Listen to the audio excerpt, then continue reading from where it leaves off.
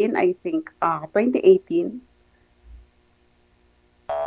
Ilang years na po ba kayo naghiwalay? Ano po, since 2014. Okay. 2014 hanggang 2018 nag-decide ka na pumunta ng abroad, no? Yes po. Bakit naman naghiwalay kayo? Kasi po magkasama naman po kayo dito sa Ah, Pilipinas. Hindi po, bali ano po siya, nananakit po kasi siya. Ay, physical? Yes po. Sinasaktan ka niya? Paano kanya Oh, sinasaktan yung ganun? Sinasakal ka, ganun? opo, yung ano po talaga, physical po talaga. Kaya ko po na i-save yung life ko at maging ano po, i-secure ko po yung future ng mga anak ko. Bali Yun po. ho, dinala niyo po nung umalis kayo kasama mo ang anak mo?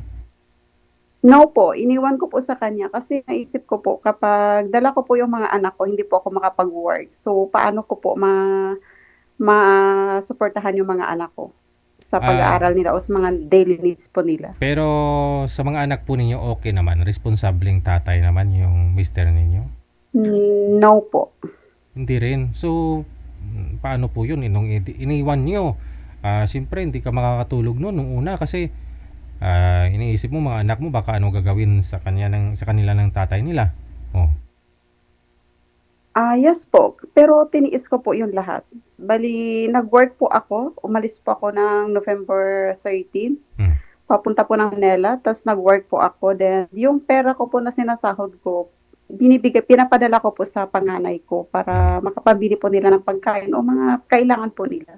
Hmm. Now, sa 12 years na hiwalay, wala pa ho kayong naging boyfriend?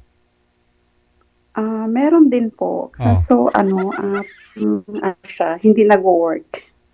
okay. Aha. Diyan po ba sa KSA hindi po kayo nagka-boyfriend?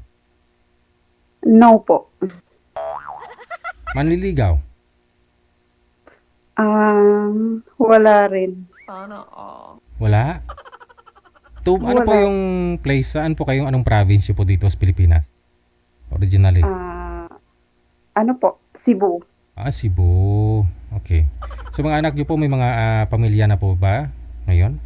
No po, bali nag-ano po siya, yung panganay ko po is kaga-graduate lang po ng Comsci, so Mhm. nagwo-work po siya ngayon. Mhm.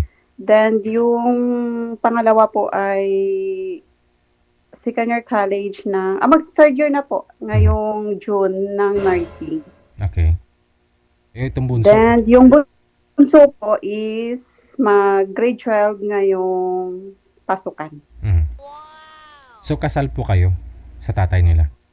O, opo. Sige. So, manager, asan na po si sir? Baba niyo po muna yung tawag ma'am, no, para matawagan po natin si sir, ha? Sige po. Okay, sige.